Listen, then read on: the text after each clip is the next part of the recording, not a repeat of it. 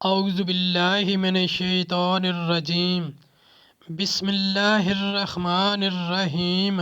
السلام علیکم ورحمۃ اللہ وبرکاتہ۔ طالب علم ساتھیوں، اس سے پہلے والی ویڈیو میں ہم نے سورہ بقرہ کی آیت نمبر 55، 56، 57 کا ترجمہ اور تفسیر پڑھی۔ اس ویڈیو میں آج ہم سورہ بقرہ کی آیت نمبر 58 کا ترجمہ اور تفسیر پڑھیں گے۔ فرمان عالی شان ہے کہ علم حاصل کرنا ہر مسلمان مرد عورت پر فرض ہے۔ اے اللہ ہمارے علم میں اضافہ فرما، آمین۔ سورہ بقرہ آیت نمبر 58۔ وَإِذْ قُلْنَا ادْخُلُوا هَٰذِهِ الْقَرْيَةَ فَكُولُوا مِنْهَا حَيْثُ شِئْتُمْ رَغَدًا وَادْخُلُوا الْبَابَ سُجَّدًا وَقُولُوا حِطَّةٌ نَغْفِرْ لَكُمْ خَطَايَاكُمْ وَسَنَزِيدُ الْمُحْسِنِينَ۔ آیت نمبر 58 کا ترجمہ۔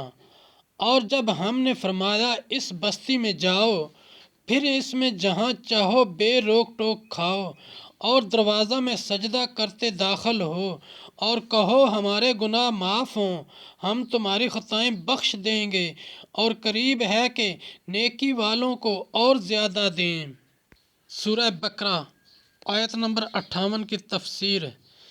اس بستی سے بیت المقدس مراد ہے، جو بیت المقدس کے قریب ہے، جس میں عمالقہ آباد تھے اور اس کو خالی کر گئے۔ وہاں غلے میوے بکثرت تھے۔ یہ دروازہ ان کے لیے بمنزلہ کعبہ کے تھا کہ اس میں داخل ہونا اور اس کی طرف سجدہ کرنا سبب کفارہ ذنوب قرار دیا گیا۔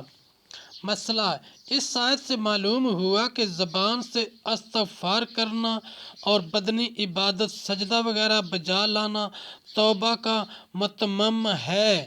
مسئلہ یہ بھی معلوم ہوا کہ مشہور گناہ کی تو توبہ با اعلان ہونی چاہیے۔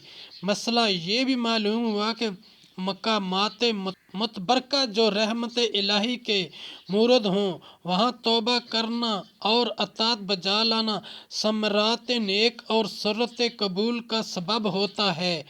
اسی لیے صالحین کا دستور رہا کہ انبیاء و اولیاء کے موالد و مزارات پر حاضر ہو کر استغفار و اطاعت بجا لاتے ہیں۔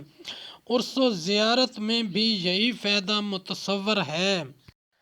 ساتھیو، ہم نے قرآنی تعلیمات کو دنیا کے کونے کونے میں پہنچانا ہے، اس لیے آپ بھی اپنے دوستوں اور اپنی فیملی کو میرا چینل قرآن ود ایڈیپیڈیا سبسکرائب کرنے کی دعوت دیجیے اور گھنٹی بجانا نہ بھولنا، تاکہ اگلی ویڈیو کا نوٹیفیکیشن آپ کو وقت پہ مل سکے۔